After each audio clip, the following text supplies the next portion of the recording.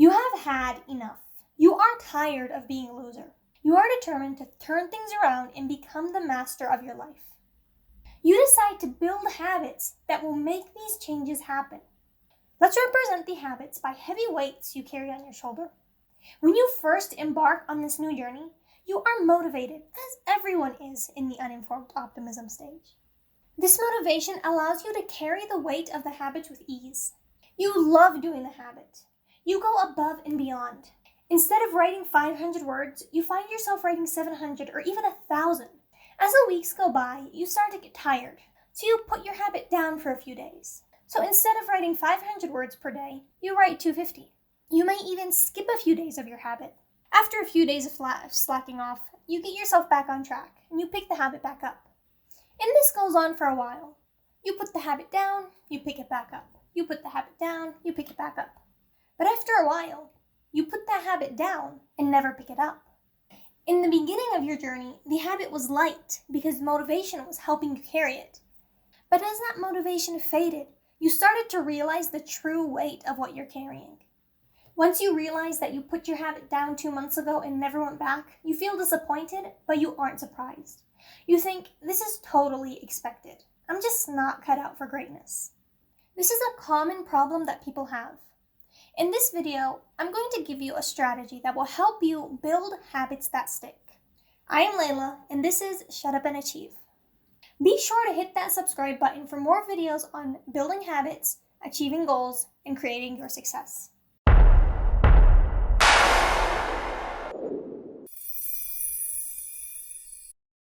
Success is the sum of small efforts repeated day in and day out. Robert Collier. Notice how he said small efforts. Success doesn't come overnight, and it's not the result of one big action that you took. Success isn't like water breaking through a dam. Success is water dripping onto a rock. Small efforts every day are what lead to the big win. Habits aren't like goals, but people treat them similarly. When achieving a goal, you do certain tasks for a short period of time to get the result. This holds true for long-term goals as well. The actions required to achieve your goal may vary depending on what level you're at. For example, if you're starting a side hustle, the tasks you do when you first start out are not going to be the same tasks you do when you have an established business. But you're still doing some tasks for a period of time to get the result. Once you achieve the result, you can stop the action.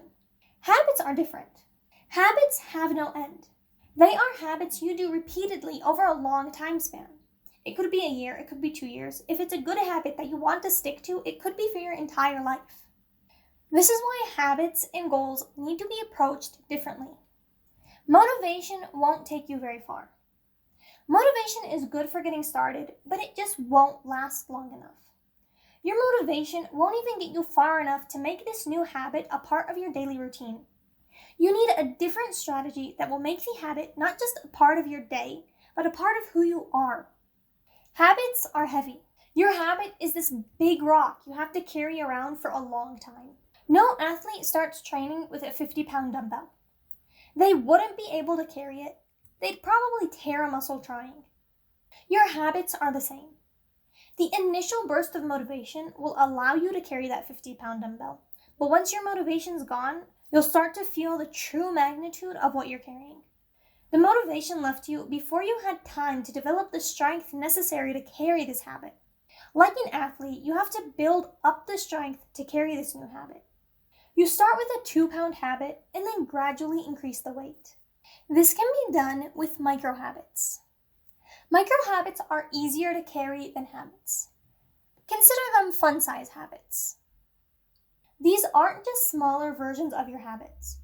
They are building blocks that you can stack to reach your full habit. Microhabits are more achievable than the main habit. Louis Sachar said it's better to take many small steps in the right direction than to make a great leap forward only to stumble backward. That is exactly what happens when you jump into your main habit. You take a great leap forward with your habit, but after a few weeks, you fall off track. You stumble backward to your old way of living. Your habits can be as micro as you want. Instead of writing a full page, write one paragraph, write one sentence, write one word. Instead of trying to wake up 3 hours earlier, wake up 5 minutes earlier. Not all microhabits are the same. Some microhabits help you develop the strength to carry the full habit. Other microhabits are like building the strength in your legs to carry the habit with your arms. Let's say you're a person who doesn't read, who wants to read a chapter of a nonfiction book per day. You could set the microhabit of reading fiction. Fiction books are easy to read. They're action-packed and keep you engaged until the end of the story. Yet reading fiction doesn't lead to reading more nonfiction.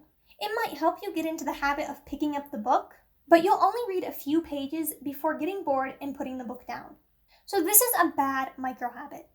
A better microhabit would be reading 5 pages per day. 5 pages is nothing. You can finish 5 pages in 3 minutes. Yet once you get into the habit of reading 5 pages, you can increase the page count. You could read 6, then 7, then 10, then 12, until you're reading a chapter per day. Now that you understand the difference between a good microhabit and a bad microhabit, it's time for you to set microhabits for the habits that you want to build. The first step is to break down your habit. Think about how you would start doing this habit. Does it start with turning on the laptop or putting on your running shoes and getting out the door? The hardest part of anything is getting started. If you make the starting action a habit, everything that follows is easy. In our example of reading a chapter a day, the first step is to open the book. You can do much more than that. Putting on your shoes will not make you feel like you did something. What is the bare minimum you're satisfied with? Will you be able to say that you did work on your habit if you just opened the book? Or will you be saying, okay, I did something after you've read a few pages? Initially, you'll do way more than this bare minimum. Your motivation will keep you going and drive you to achieve more and more.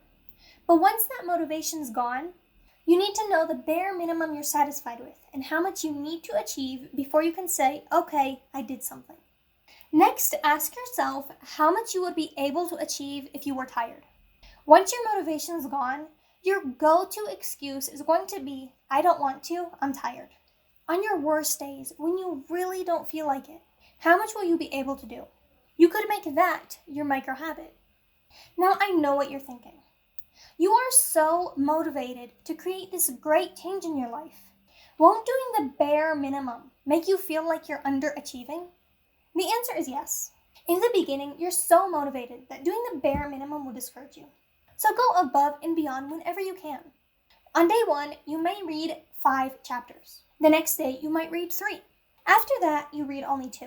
Do that whenever you can. But realize that that's not the standard. If you read 3 to 5 chapters every day, and then the next you only read 1, you'll feel like you failed. So even as you go above and beyond, it's important to keep the microhabit in mind. Because a microhabit is the line that you must never fall behind. As long as you achieved your microhabit, you need to realize that you are making progress and you are achieving. On the flip side, when you're not feeling up to it, when you want to slack off and skip a day, that is when your microhabit plays its role. You may never skip your microhabit. Your microhabits exist so you have something to fall back on. Initially, when you have the motivation and can keep up with your full-blown habit, do that. But once the motivation starts to fade, stick to your microhabit and then build back up. If you find your microhabit is too easy, then it's time to level up. When is it time to take it to the next level and build upon your microhabit? You should level up when your microhabit feels too easy. If your habit is to run and your microhabit is to put on your running shoes, you'll finish the microhabit and think, is that it? I'm done? That's an indication that you should take it to the next level and build upon this microhabit. The next sign that you should level up is that you're consistent daily for 1 or 2 weeks. Sticking to your microhabit once isn't an immediate indication that you're on top of the world successful. If you're consistent with your microhabit daily for 1 or 2 weeks, turn up the difficulty and add to that microhabit. Once you start this new microhabit, you may underperform a few days. This is normal, as it is when building any other habit. The key is to keep trying and get back on track. Once you start your new microhabit, don't fall back on the old one. The bar has been raised. If your first microhabit was 10 pages and your second microhabit is 15 pages, reading only 10 pages per day is not acceptable. You're underperforming. Keep pushing yourself. Yet still, you are building a new habit, and if you underperform a few days, don't be too hard on yourself. Instead, use that as encouragement to do better. If you find yourself trying to build a habit only to fail a few weeks in, microhabits are definitely something you should try. Our motto is usually go big or go home. But the truth is, you can only push yourself so far before life starts kicking your butt. The mindset of go big and go home just doesn't work for habits. Your best chance at success is to build the strength to carry this new habit for long periods of time, just as you would build a muscle, with small, repetitive, and gradually harder exercises. This video was presented to you by ShutUpAndAchieve.com, where you can find great tools such as the Habit Tracker 2.0, a habit tracking spreadsheet to keep you on track. If you enjoyed this video, please subscribe and give it a thumbs up.